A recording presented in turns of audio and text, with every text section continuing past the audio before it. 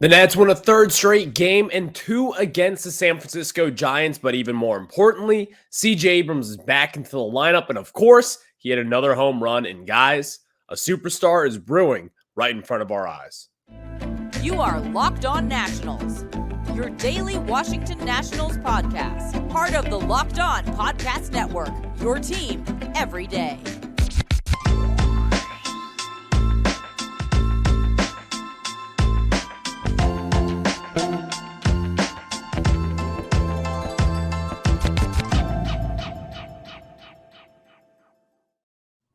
And thank you all for making Locked On Nationals your first listen every single day, as we are free and available wherever you get your podcast. And of course, I'm your host, Ryan Clary. You can catch me over on Twitter at RyanClary11 and as well as the show page at LO_Nationals. For all you latest Nationals news and notes, make sure to check us out over on Twitter. Later on in the show, we will be getting into Game 3 of this Giants series as the Nationals take on the San Francisco Giants today, 3:45 Eastern Time.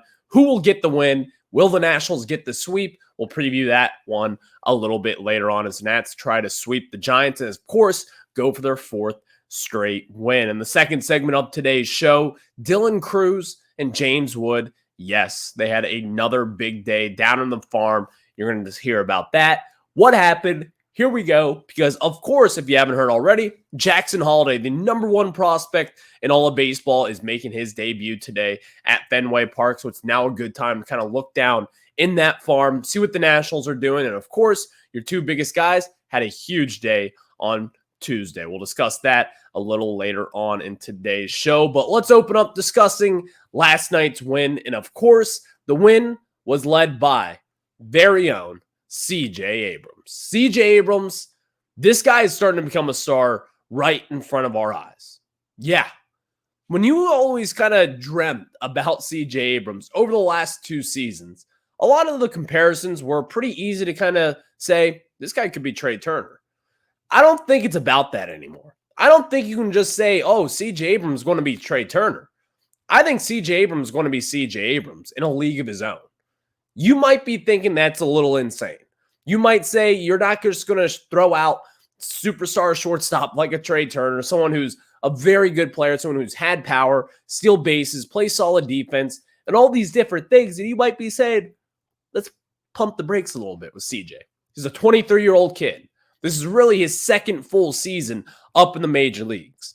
But beyond all those things, now through just a handful of games, adding now 3 home runs. And these 3 home runs, they aren't just, little dinkers 360 feet to right field.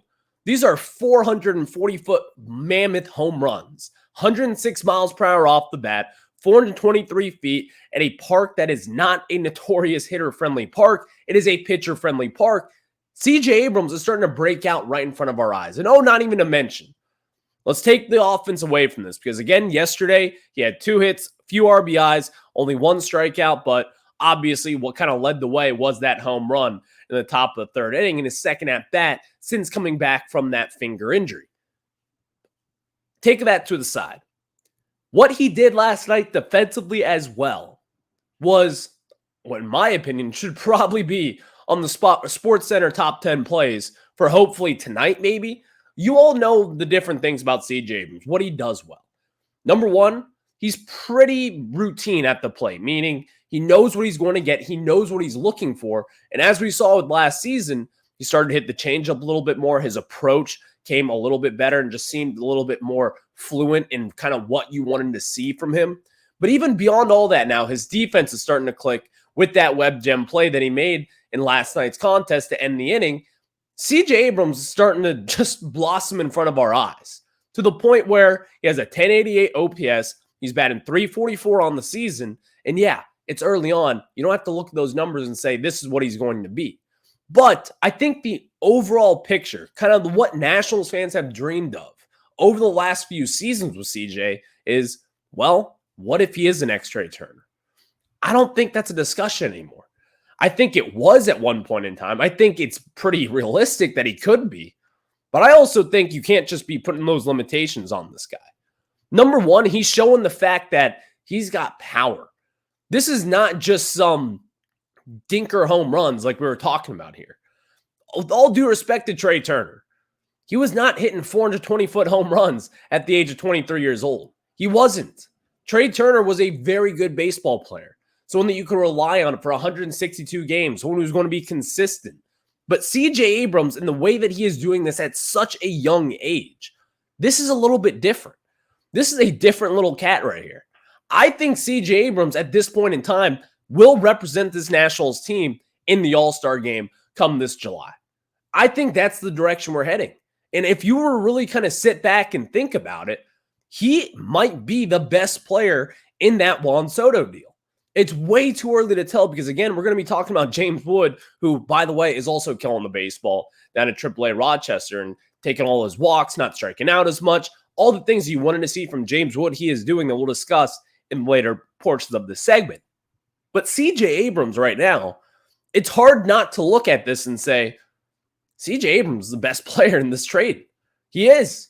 At this point, can you really trust James Wood coming up and making an immediate impact? It wasn't immediate for CJ Abrams. He struggled back in 2022. He struggled in the first half of last season, but we all saw what happened in the second half. He was getting on base more. His approach was really shored up, and Darnell Cole's really kind of focused in on CJ, and that's when you kind of saw him take off a little bit. And also, while we can't even mention this, the Nationals are starting to win games. You've won 3 straight games, which feels like the first time in forever the Nats have won 3 straight games. That's obviously a joke. They won a few last year, but still, they're going for their 4th straight today, and this is not just some terrible team. This is the Giants, and while they have started off a little bit slow, starting off 4-8, and they're 4th in the NL West, the Nationals could be at 500 right now if they win today's contest. In my opinion, if you don't have CJ Abrams, none of this is possible. Because what CJ has done, just beyond all these different things, you can discuss the highlight reels over at short. You can discuss the long home runs and all the different things in between there. But still, CJ Abrams is starting to blossom in front of our eyes. And I think that's a huge win for this Nationals team and the organization and kind of propels them into the future of what could happen. But even beyond all that, CJ Abrams, we know, superstar, potentially. Beyond all that, though, there were some other things to talk about. Number one, Joey Gallo getting hit in the hand. I think that was a little bit of a risky kind of, oh no. It's kind of one of those things where you can kind of see can maybe bite him in the butt. Maybe today. I don't think anything's too serious, but still, you kind of understand what I'm saying. He got hit right in the hand there. Those were really tough injuries to come back from, but it was his glove side hand, so hopefully he should be okay. Also, another note here. Riley Adams, 1st and 2nd, later on in the game, tie ball game. You're having Riley Adams bunt the baseball.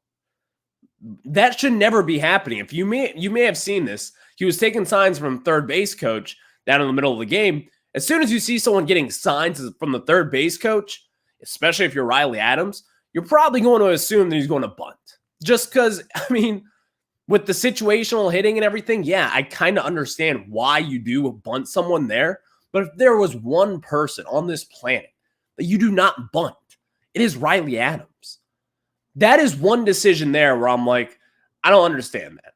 And yeah, I do kind of understand the small ball part of it, getting the guys over. And ultimately, I guess it sort of did work out, but I don't need him to bunt there. That's not what Riley Adams is there for. He's not there to bunt. Besides, even beyond what's right and what's wrong in situational baseball there, when was the last time Riley Adams probably took a bunt in batting practice? When was the last time this guy laid down a bunt in a real game? Why are you putting someone in a situation where he could likely fail? Obviously, he did not get the bunt down, and it was a disastrous effort there.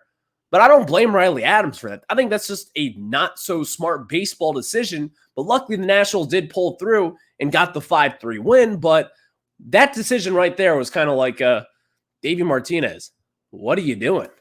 What is going on here? Why are you bunting Riley Adams, someone who has a lot of power and there's a lot of green grass in that outfield? I don't think it's the smartest thing to do. So luckily, it paid off. The Nationals did not get hurt there, but never bunt Riley Adams again. It's not a smart thing to do, and it just does not feel right. I understand the situational aspect of it, but still, you got to have some foresight. And Riley Adams, he ain't laying down a good bunt because that's not who he is. Thank you all for making Locked On Nats your first listen every single day, as we are free and available wherever you get your podcast. And of course, check us out over on YouTube. Just search Locked On Nationals there for our latest video content. Next, let's tell you guys about what happened down in the farm yesterday as Dylan Cruz and James Wood had a big old day for your Nationals, as Dylan Cruz down in AA Harrisburg. And of course, also, Yohandy Morales has entered the top 100 for your Washington Nationals prospects. In the MLB pipeline, he is now a top 100 prospect. It's pretty big news. We'll discuss that after I tell you guys about our friends over at PrizePicks. And guys, spring training is over and baseball season is officially underway. Don't miss your chance to add your favorite players from the diamond in your PrizePicks entries, whether it's strikeouts, RBIs, or first inning runs. Take your pick of more or less and add them to your PrizePicks entry today. Get in on the playoff action and win up to 100 times your money on PrizePicks as you and the world's best players take the game to a new level during basketball's postseason. And of course, playoffs begin April 20th. The play-in round is April 16th, 17th, and 19th. So guys, you want to get in on it because PrizePicks is something for every sportsman, not just basketball, but also baseball and the League of Legends and everything in between. You can pick LeBron, Shohei Ohtani, Connor McDavid, and of course, Jude Bellingham, all in the same entry. It's so much fun. I want you guys to get in on this because it's simple as that. You can go into the playoffs, have some fun. And of course, you maybe have Steph Curry in the postseason, or you have Shohei Ohtani in a regular season game. It does not matter. I want you guys to do the same thing as I have done. So what you got to do is download the app today and use code LOCKEDONMLB for a first deposit match up to $100. Again, download the app today. Use code LOCKEDONMLB for a first deposit match up to $100. Again, that is code LOCKEDONMLB for a first deposit match up to $100. Thank you all for making Locked On Nationals your first listen every single day, as we are free and available wherever you get your podcasts. And of course, the Nationals, it's still eyes on the future here. So we're going to be discussing Dylan Cruz and James Wood having a massive day down in the farm system. We'll discuss that. But let me tell you guys about Yohandy Morales. Yohandy Morales, he's second round pick last year in the 2023 MLB draft out of the University of Miami, a 60 power kind of guy. Someone who's going to hit a lot of home runs, hit for a lot of power. Although we have not seen him hit a home run yet in the national system, he was still a very impressive hitter just last season. Yohandy Morales has entered the top 100 for MLB pipeline, which in my opinion is maybe not the – I would go with Baseball America if you're going to really kind of trust these prospect rankings. Baseball America is probably the one that you really want to follow. But with that said, MLB Pipeline is that kind of free site that everyone can see. So some people may take it a little bit more serious on MLB Pipeline. But regardless, he has entered the top 100. The Nationals now have Brady House, Dylan Cruz, James Wood, and now Yohandy Morales. And really, you also have Cade Cavalli as well, if you're to really consider it.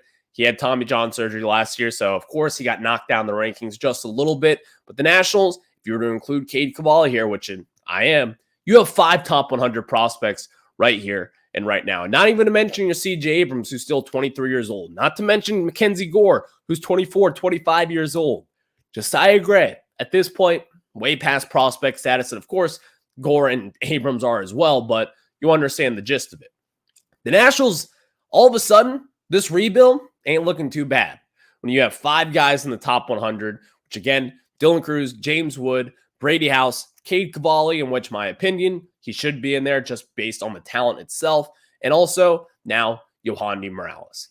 This rebuild is not looking all too bad after all. I think we can all say that right now. Yohandy Morales, now while he may not be off to the fastest start up to this point, I think you can still rely on Yohandy Morales being a big bat and a big acquisition for this team. And that is why the Nationals spent a pretty good amount of money to get him in last year's draft. He was a second-round pick. A lot of people projected him to be in the top 20. So now it's kind of good to actually see him in the top 100, getting recognition because this guy could be a very good baseball player for the Nationals down the road. So now let's talk about what happened yesterday, because Dylan Cruz, after kind of struggling to begin the season, after not really having the best of spring trainings, has got himself back on track. I say that because, well, Dylan Cruz went 4 of 5 yesterday, a home run, 4 RBIs, and of course a run added there as well in playing lockdown center field. For all the people already discussing, because I did see this, Wyatt Langford versus Dylan Cruz, number one, way too early to make those comparisons. Way too early to say we should have taken Wyatt Langford. He's the better bat overall. Stop it. It's nonsense. Wyatt Langford, while he's been really good, he's up in the Rangers system. If Dylan Cruz was a Texas Ranger, they'd probably handle him a little bit differently. But the Nationals, they aren't rushing anything because you're still in this rebuild. The Rangers, they just won a World Series. They need to win right now. That is why Wyatt Langford is up in the big leagues. That is why he got all the way up through AAA last year and was knocking on the door to making the postseason roster just a few months after being drafted in the top 5. Beyond all that, though, Dylan Cruz, the people who are kind of worried about his development, you should not be. Dylan Cruz is not someone that you should worry about. And yes, you might say, well, his numbers aren't as great as what it could be. Well, you ever heard of Bryce Harper? We all remember Bryce Harper here. One of the best prospects of all time, right behind Steven Strasburg, who is also in this building. Just retired the other day. Love him. Bryce Harper was not good down in the minor leagues before getting called up. His numbers were honestly pretty pedestrian for what a lot of people were expecting to be monstrous numbers, like what Jackson Holliday is getting put up down in AAA, and now he's up in the majors. Just because you're not hitting down in the minors does not mean it's not going to translate up into the bigs. I don't really care too much about Dylan Cruz's numbers. I want to see this guy get acclimated, playing every single day, playing 6 games a week, getting used to that schedule, getting used to batting 4 times every single day and having a target on your back and seeing what you can do with the adversity against you. All the different things, don't worry about Dylan Cruz. Now, on the other hand of it, on the flip side with James Wood, who has been just unbelievable to start this season. James Wood, I'm starting to think he's going to make his debut maybe sometime in May or June. I don't know what to say about it. And you're in AAA, the way that he's been just hammering the baseball, getting on base, all the different things you want to see, James Wood, it's going to be a tough kind of decision. Just leave this guy down in AAA if he's going to be continuing to mash the ball the way that he is. James Wood in yesterday's contest added 2 hits, which by the way were 2 doubles. He's now got a 1060 OPS on the season. He's batting .360 and playing really good defense, stealing bases, getting on base. And also the most impressive thing, in my opinion, is that not only is he not striking out as much, but this is someone who is now starting to take walks at a pretty decent clip. 7 walks so far in his first 7 games. That is something you haven't really seen from James Wood in quite some time. This is kind of something where not a lot of people were really all too hyped up about his eye and kind of his batter's eye. He did have some holes in his swing that the Padres did kind of cover up. But as we saw last year in AA, he did kind of have those kind of reopen up a little bit. It wasn't really all too concerning, but still, it was something that was noteworthy. It's kind of why, in my opinion, if you were to say James Wood killed the baseball last year at AA, which, by the way, he did, but if you were to take away the strikeouts, I think James would be a Washington National right now, but I do think the Nationals wanted to work on that and see what he could do. That is why he's starting down in AAA. But so far in the season, even through 7 games, he doesn't have a home run yet. He's got a handful of doubles, handful of extra base hits, but only striking out 5 times compared to his 7 walks through his 7 games. That is really what I look at, because that is where he will kind of struggle. That is where he's kind of fallen behind in a sense, and where that's the one thing that this Nationals organization can say, that is a little bit of an issue. But so far, through spring training, after he crushed the baseball down at West Palm Beach and now up in AAA Rochester, you got to love what you're seeing from this guy. Because again, these were the issues that he had last year. And you're starting to see it be corrected. Number one, that tells you a lot about the Nationals organization, as they got a brand new player development side. Brand spanking new. You got more analytics involved. Brad Ciolek is the head of this operation now.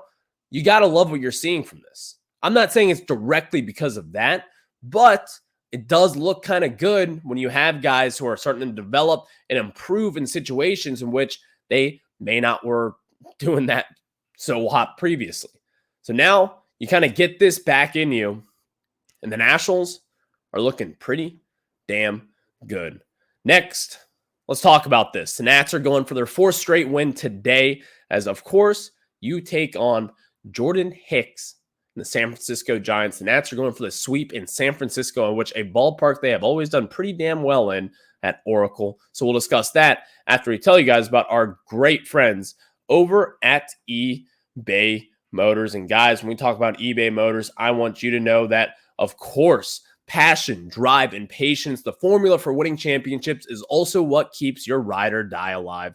eBay Motors has everything you need to maintain your vehicle and level it up to peak performance: superchargers, roof racks, exhaust kits, LED headlights, and more. Whether you're into speed, power, or style, eBay Motors has you covered. With over 122 million parts for your number one ride or die, you'll always find exactly what you're looking for. And with eBay Guaranteed Fit, your part is guaranteed to fit your ride every time, or your money back. Because with eBay Motors, you're burning rubber, not cash. With all the parts you need at the price you want, it's easy to make your car the MVP and bring home huge win. Keep your ride or die alive at ebaymotors.com. Eligible items only. Exclusions apply.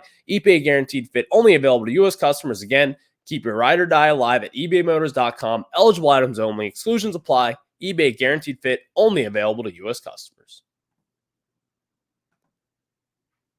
Thank you all for making Locked On Nats your first listen every single day, as we are free and available wherever you get your podcasts. And of course, the Nats are going for the sweep in their fourth straight win today against the San Francisco Giants.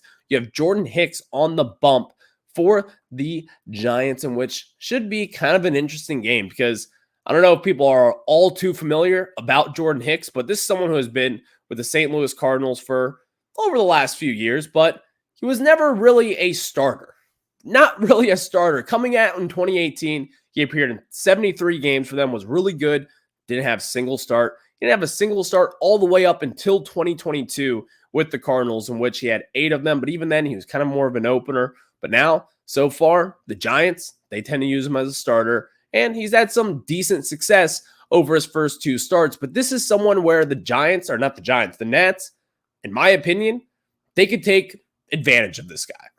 I think going against Jordan Hicks, you have some guys who have a little small sample size. Again, CJ Abrams has 3 at-bats against him with 2 hits. That's of note because, of course, we talked about him that first segment. Lane Thomas has 1 hit and 3 at-bats against him. And, of course, other than that, you don't really have all too much experience with them. But on the other hand of this, you do have Patrick Corbin on the bump, who has a 6.97 ERA on this season. And again, the Giants, you can talk about this. You can talk about what they may do best. But still, Patrick Corbin on the bump, you always got to be nervous. It doesn't matter what the matchup is. You just got to hope for the best. Hopefully he gets 5 innings in, because the Nationals, how Yohan Adon was pretty good yesterday through 4 innings. The Nats used a lot of bullpen pieces in yesterday's game. They used a lot of bullpen pieces on Monday as well. So you got to kind of think this bullpen is pretty juiced. You got another series coming up against the A's, and then you got the Dodgers on this West Coast road trip. So we'll see what the Nationals can do, but hopefully Corbin can get through 5-6 innings, because that is probably what is ideal for this team moving forward. Thank you all for making Locked On Nats your first listen every single day. Watch the Nats today. 3:45, a little day baseball. You can't ask for something better than that. You guys have a good one. Go Nats. Catch you on the flip side.